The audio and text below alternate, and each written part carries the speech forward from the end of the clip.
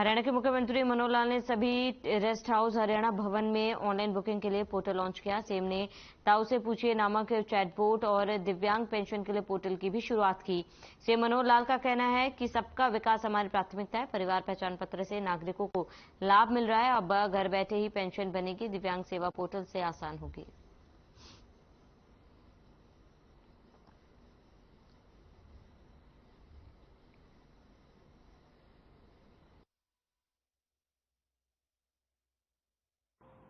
मित्रों, जैसा हमको जानकारी है कि हमारा हमेशा ही फोकस रहा है कि गुड गवर्नेंस, सुशासन, इसके आधार पर चीज़ों को आगे बढ़ाया जाए।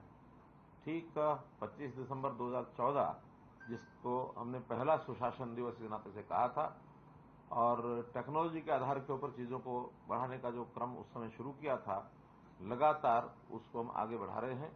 और आज भी इसमें 3 ऐसे जो प्रोजेक्ट हैं वो जिनको लॉन्च किया है वो आपके सामने आए हैं, जिसमें सबसे पहले तो चैटबॉट का ये जो एक सोल्यूशन ये दिया गया है। और हमको जैसे पता है कि परिवार पहचान पत्र भी अपने आप में एक यूनिक ऐसी एक चीज़ जो हमने तैयार की है, जिसका लाभ प्रदेश के लगभग 72 लाख परिवारों को उसका लाभ मिलेगा। अब इतना बड़ा प्रोजेक्ट स्वाभाविक है कि उसके अंदर प्रारंभिक कुछ जिसको कहना चाहिए कि एक निटी ग्रिटी जैसी होती हैं, जो कुछ ऐसी समस्याएं आती हैं, उनको हमने लगातार ठीक किया है। चाहे उसमें राशन कार्ड की बात हो, चाहे पेंशन की बात हो, चाहे चराई योजना की हो, इनकम की हो, वो पर्याप्त संख्या में हमने ठीक किया है। क्योंकि अभी एक ऐसा फ्रेंडली एक पोर्टल बनना चाहिए जिससे किसी भी आदमी को कोई भी जानकारी अपनी लेनी है तो कहीं भी वो ले सकता है अपने मोबाइल से उसको खोल करके। और चैटबॉट का जैसे एक सिस्टम होता है, इसमें आर्टिफिशियल इंटेलिजेंस और मशीन लर्निंग, नेचुरल लैंग्वेज, ये जो सारे सिस्टम होते हैं ताकि हमारे बोलने से ही और वो उसकी आवाज़ को पहचान ले और पहचानने के बाद उसका उत्तर वहाँ से मिले। तो अब घर बैठे बनवा सकते हैं दिव्यांग पेंशन। नेता प्रतिपक्ष पोर्टल नहीं खोलते हैं। जनता की सारी डिमांड पोर्टल से अब पूरी होगी। तो पोर्टल के जरिए जनता को सीधे जुड़ रही सरकार। पोर्टल के जरिए जनता के सीधे जुड़ रही सरकार।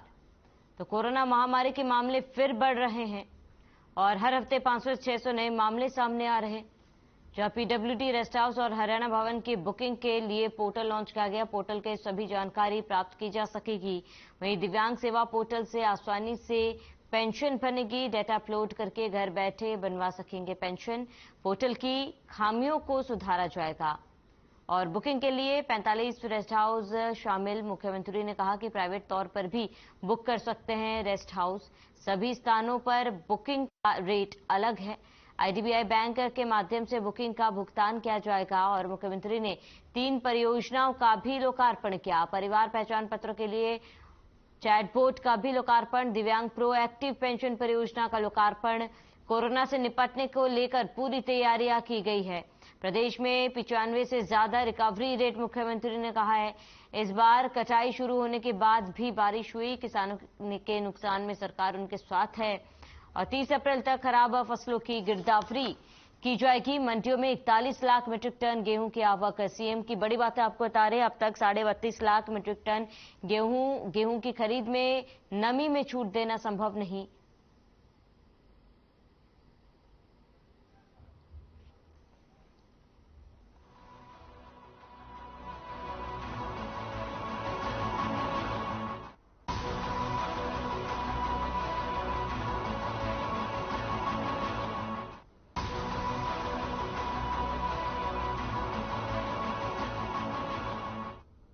विश्वविख्यात पर्वतारोही अनीता कुंडू ने मुख्यमंत्री मनोहर लाल से मुलाकात की। अनीता ने 3 बार दुनिया के सबसे ऊंचे शिखर माउंट एवरेस्ट पर सफल चढ़ाई की है।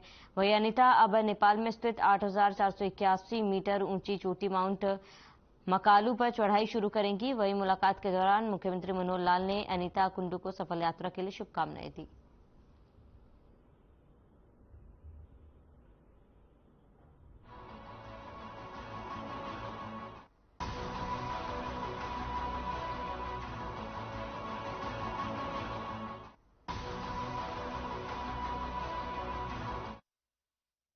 गुरुग्राम पुलिस ने एनआईए की तर्ज पर एक साथ एक समय पर 19 जगह रेड मारी है। यह रेड नामी गैंगस्टर के ठिकानों और उनके करीबियों के यहां मारी गई, जिससे गैंगस्टर को पूरी तरह से खत्म किया जा सके। गैंगस्टर पर नकेल कसने के लिए गुरुग्राम पुलिस एक्शन मोड में नजर आ रही है। जैसे ही दिन की शुरुआत होती तो गुरुग्राम पुलिस ने एक पूरी अपनी पोस्ट तैयार की और एक के बाद एक धड़ाधड़ एक साथ 19 जगहों पर रेड मारी। यह रेड गैंगस्टर लॉरेंस बिश्नोई कौशल, काला जठेडी, नरेश सेठी और गैंगस्टर के ठिकानों और उनके करीबियों के घर पर मारी गई।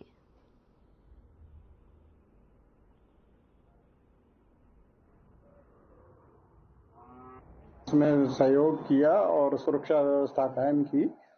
इसी कड़ी को आगे चलाते हुए आज हमने 19 जगह ऐसे लोगों को टारगेट करके, जो गुड़गांव में या तो गैंगस्टर के परिजन थे, उनके रिश्तेदार थे, या वो उनको संरक्षण देने वाले लोग थे, इस तरह के 19 लोकेशंस को जो हमने टारगेट करके और उनके साथ एक साथ 6 बजे आज हमने उनके घरों पे पुलिस भेज के और उनके सर्च ऑपरेशन चलाया, जिसमें काफी स्तर पर कामयाबी मिली।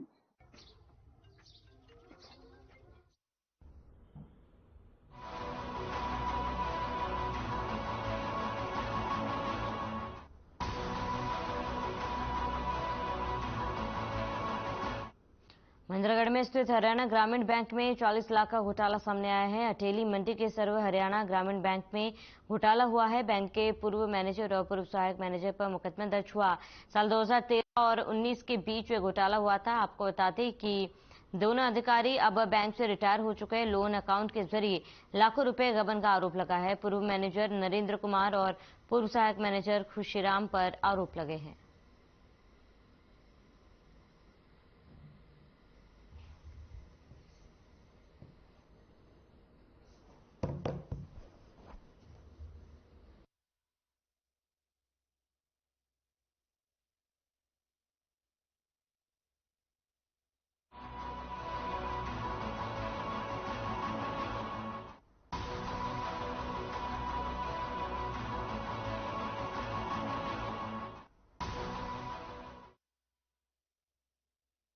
तो राष्ट्र के आंकड़ों के मुताबिक भारत अब दुनिया का सबसे अधिक आबादी वाला देश बन गया है। भारत की आबादी 142.86 करोड़ पहुंच गई है, जबकि चीन की जनसंख्या 142.57 करोड़ रुपए है। भारत की आबादी अब 29 लाख ज्यादा हो गई। यह पहली बार है कि भारत की जनसंख्या 1950 के बाद से चीन से आगे निकल गई है। संयुक्त राष्ट्र ने पिछले साल यह अनुमान लगाया था, अगले साल तक भारत सबसे ज्यादा आबादी के मामले में चीन को पीछे छोड़ देगा। इस संबंध में एनएफपीए की the state of world population report 2023 ने बुधवार को अपनी रिपोर्ट जारी की। इस रिपोर्ट का नाम 8 billion likes infinite possibility the case for rights and choice है।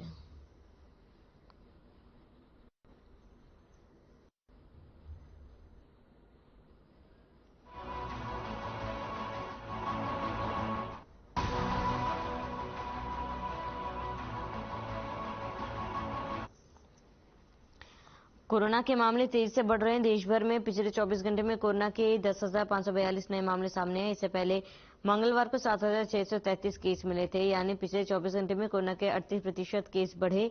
महामारी से देश भर में पिछले 24 घंटे में 38 लोगों की जान गई है। इससे एक दिन पहले कोरोना से 11 लोगों की मौत हुई थी। केरल, दिल्ली, महाराष्ट्र देश के सबसे संक्रमित राज्य हैं, जहां केरल में पिछले 24 घंटे में कोरोना के 2041 मामले सामने आए तो दिल्ली में 1537 और महाराष्ट्र में 949 नए केस मिले। वहीं यूपी में 818 कोरोना के केस सामने आए हैं। साथ ही हरियाणा के सभी 22 जिलों में कोरोना संक्रमण फैल गया है। सुबह के सभी जिलों में एक्टिव मरीज मिले हैं। 24 घंटे में 965 नए केस सामने आए हैं। प्रदेश में एक्टिव मरीजों की संख्या बढ़कर 4,535 पहुंच गई। सबसे ज्यादा गुरुग्राम में 2532 सक्रिय मामले हैं। वहीं पॉजिटिविटी दर 11.86% पहुंच गई है। रिकवरी दर 0.41% की गिरावट के साथ 98.57% रिकॉर्ड की गई।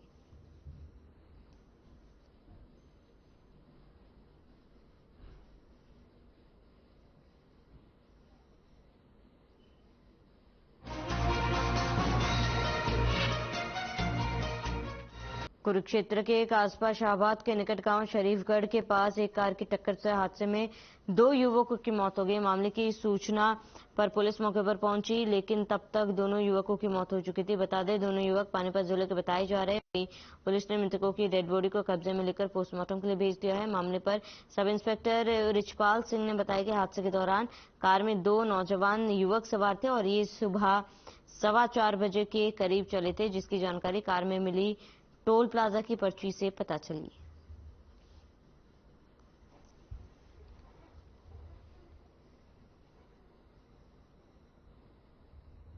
थे वो चंडीगढ़ से चले थे। सुबह कोई इनसे पर्ची से पता लग गया 6:30 बजे इन्होंने टप्पर टोल प्लाजा से निकाल लिया। क्या भरेगा उसका टोल टैक्स जी। और यहाँ कोई गड्डी ने टक्कर मारी है साइड से, या उनको कोई ऐसी आगे पीछे कोई चीज आ गई। वो नौजवान लड़कों की गाड़ी जो है उसमें पुलिया में टकरा गई और टकराने से जो पुलिस मौके पहुंची, दोनों डेड हो गए। ऑन द स्पॉट डेड हो गए थे।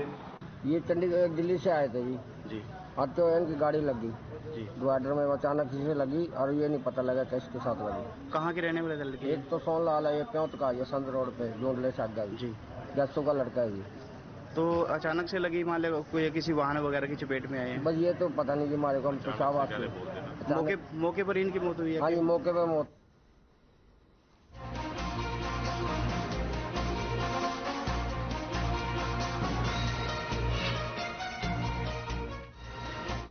गृहमंत्री अनिल विज ने विपक्षी पार्टियों द्वारा कानून व्यवस्था और अतीक अहमद की हत्या पर उठाए जा रहे सवालों का करारा जवाब दिया। अनिल विज ने विपक्षी नेताओं पर पलटवार करते हुए कहा है कि जब इमरजेंसी लगी थी तब ये राजनेता कहां थे?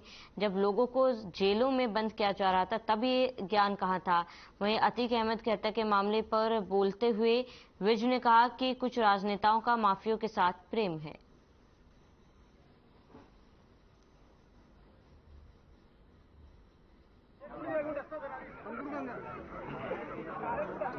जब लोगों को उठा उठा के घरों से जेलों में ठूस दिया गया था, जब सारे मौलिक अधिकारों को बुलडोजर लगाकर कुचल दिया गया था, तो उस वक्त शरद पवार जी कहां थे? उस वक्त भी तो ये राजनीति में थे, तब ये क्यों नहीं बोले? ये ज्ञान उनको तब क्यों नहीं आया? और अब कौन सा उसको किया जा रहा है?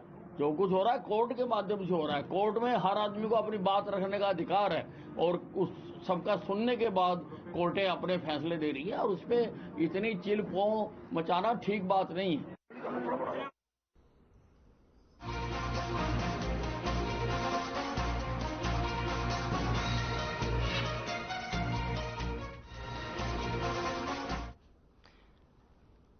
वहीं हरियाणा के कई जिलों में गिरोह का आतंक था, जिसका पुलिस ने खुलासा किया है। बता दें कि हरियाणा के पानीपत में पुलिस ने 18 से 22 साल के लड़कों के ऐसे गिरोह को काबू किया है जो केवल कार चलाने के शौक को लेकर गाड़ियां लुटा करते थे। जब गाड़ियों से मन भर जाता था तो गाड़ी को कहीं भी छोड़कर फरार हो जाते थे। गिरोह ने पानीपत से लेकर सोनीपत, दिल्ली, भिवानी तक आतंक मचा रखा था। पानीपत से आए 3 की गिरफ्त में आए इन चारों युवक, जिनकी उम्र महज 18 से 22 साल तक की है, लेकिन इनके शौक इतने बड़े बड़े कि उनको पूरा करने के लिए इन सब ने गिरोह बनाकर वारदात करना शुरू कर दिया था। दरअसल इन चारों युवकों को महंगी गाड़ियों में घूमने का शौक था। घर वालों ने कार नहीं दिलाई तो चारों ने गिरोह बनाकर गाड़ियां लूटना शुरू कर दिया।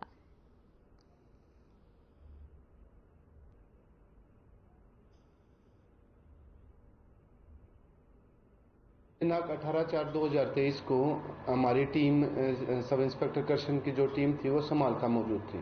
तो हमारे मुखबिर ने बताया कि एक पंच गाड़ी में जो है 3-4 लड़के हैं जो वारदात को अंजाम देने की फिराक में घूम रहे हैं। तो ये लोग वहाँ पे गए और इनको राउंड अप कर लिया। राउंड अप करने के बाद ये जो लूट की वारदात को अंजाम देने की कोशिश में थे। तो इनसे जो है 2 तो असले बरामद हुए हैं और 1 सरिया बरामद हुआ है। और बाकी की पूछताछ में इन्होंने 6 लूट का और खुलासा किया, जिसमें 3 वारदात तो पानीपत की हैं, 2 वारदात सोनीपत की हैं और 1 वारदात भवानी खेड़ा की। किस तरह की वारदात करते थे? ये लूट की वारदात करते थे, गाड़ी खोसनी और अपनी जो ये है बाइक वगैरह और पैसे छीनना। जीटी रोड पे देते थे वारदात? जीटी रोड पे भी देते थे और बाहर भी देते थे। रात के टाइम जैसे तो रात सुनसान जैसे, या दिन के टाइम भी करते थे? रात के टाइम भी करते थे, शाम के टाइम भी करते थे। कहाँ के रहने वाले हैं सर? एक तो है समालखा का रहने वाला है नीरज, और सोनू जो है वो है अलवर राजस्थान का रहने वाला है, रोहित पुरखास का रहने वाला, और शिवम जो है वो भिवानी का रहने वाला। मास्टरमाइंड कौन है इनका? जो इनको इकट्ठे करने वाला वो तो नीरज है, आटे गांव का है, समालखा का है। बाकी इनसे पूछताछ कर रहे हैं। कोई क्रिमिनल बैकग्राउंड रहा? नहीं, अभी तो कोई ऐसी बात सामने नहीं आई है। बाकी इनसे रिकॉर्ड इकट्ठा किया जा रहा है। पढ़े इनकी उम्र है और क्या कुछ पढ़ाई लिखाई नहीं करते? इनकी उम्र जो है वो करीब 20-22 के आसपास है, 25 तक है, और पढ़ाई इनकी 10वीं-12वीं तक है।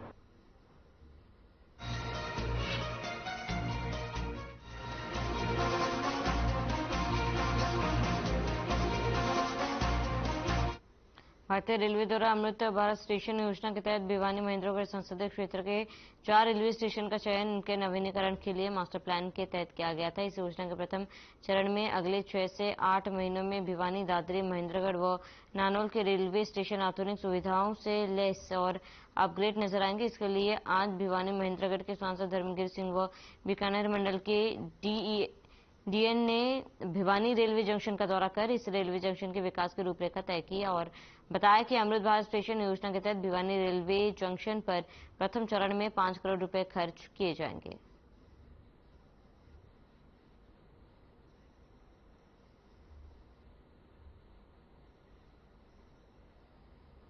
आप और हम जब कोई पुराना मकान बनाते हैं और वो धीरे धीरे पुराना पड़ जाता है, तो उसको रिमॉडलिंग कैसे करोगे, उसमें सुधार कैसे हो सकता है। आप और हम सब अपने घरों में ही रहते हैं, उसी प्रकार का एक मॉडर्नाइजेशन समझिए, उस प्रकार के खर्च कितना आएगा इस पर 5 करोड़ के आसपास फर्स्ट फेज में। सेकंड फेज में तो और ज्यादा आएगा। भिवानी में इस भिवानी जंक्शन को इस योजना के तहत इसका आधुनिकीकरण किया जाएगा और इस पर 5 करोड़ रुपए खर्च किए जाएंगे। इससे आम जन को सुविधा मिलेगी, और क्योंकि भिवानी पूरे जिले के सेंटर में पड़ता है और यहाँ से रेवाड़ी और दिल्ली का एक मेन रूट भी है, तो यहाँ से आवागमन भी बहुत ज़्यादा है। ऐसे में अगर स्टेशन को सुधारा जाता है तो जो यहाँ हजारों सवारियाँ दिन में आती हैं और लोग आते हैं यहाँ पर, उन्हें अच्छी सुविधा मिलेगी। के तहत भिवानी जंक्शन पे 5 करोड़ रुपये लागत आएगी और स्टेशन को मॉडल स्टेशन बनाएंगे और जो है यात्रियों को बहुत ही अच्छा बेनिफिट मिलेगा और जनता को बड़ा फायदा होगा इन चीज़ों से, क्योंकि बीकानेर इन्होंने 15 स्टेशन चूज किए, उनमें भिवानी जंक्शन का नंबर भी है, इसलिए जो है हम इनका सबका बहुत बहुत आभार व्यक्त करते हैं। नवीनीकरण स्टेशन का सौंदर्यीकरण बढ़ेगा, यात्रियों को सुविधा मिलेगी, अच्छी फैसिलिटी मिलेगी, जिससे कि यात्रियों को मतलब मनोबल बढ़ेगा और सुविधा के अनुसार अपना यात्रा कर पाएंगे, यात्रा उनकी सुखद और मंगलमय होगी।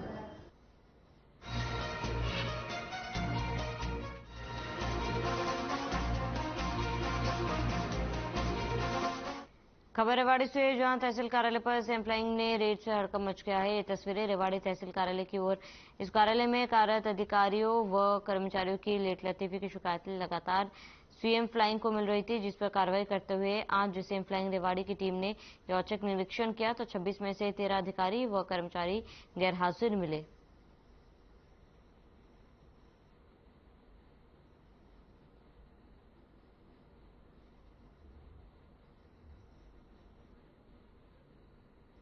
मुख्यमंत्री उड़न दस्ता रेवाड़ी की टीम के द्वारा आज तहसील कार्यालय रेवाड़ी का औचक निरीक्षण एक ड्यूटी मजिस्ट्रेट के साथ किया गया और वहां 26 जो टोटल कर्मचारी थे उनमें से 13 अनुपस्थित मिले, जिनमें से 4 जो स्थायी थे और बाकी के 9 जो हैं वो डीसी रेट वाले थे। नायब तहसीलदार वहां उपस्थित थे और तहसीलदार साहब से उनके पास बावल का भी क्योंकि चार्ज है, तो वो उनकी लिखित रिपोर्ट भी वहाँ दी गई कि वो उस समय बावल में थे। तो बाकी सभी के खिलाफ जो नियमानुसार कार्रवाई है उसके लिए उच्च अधिकारियों को लिखा जाएगा, जैसी कार्रवाई अपेक्षित है वो की जाएगी।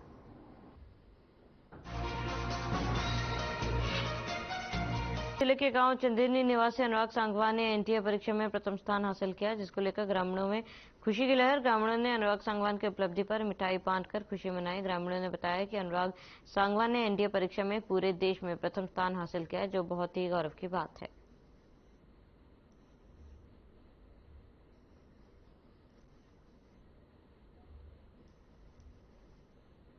में खुशी का माहौल है, मिठाइयाँ बांटी जा रही हैं, आपस में मिलजुल के इतना माहौल है। तो कल हम उनको हमने उसको सम्मानित करने का प्रोग्राम किया है हमारे सरकारी स्कूल में 10 बजे का।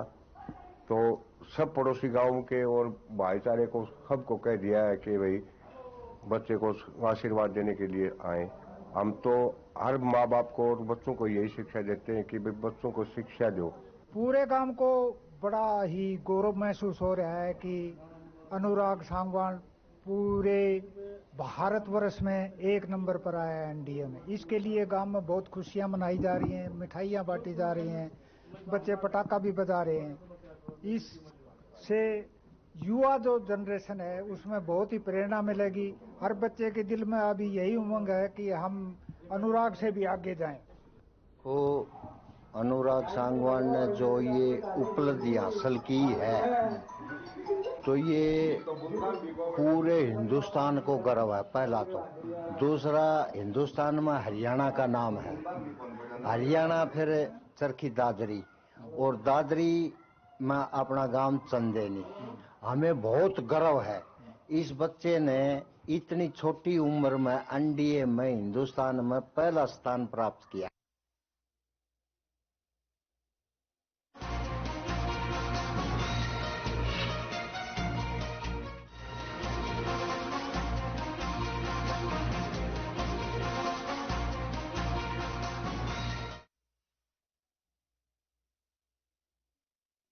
Hey, look, I can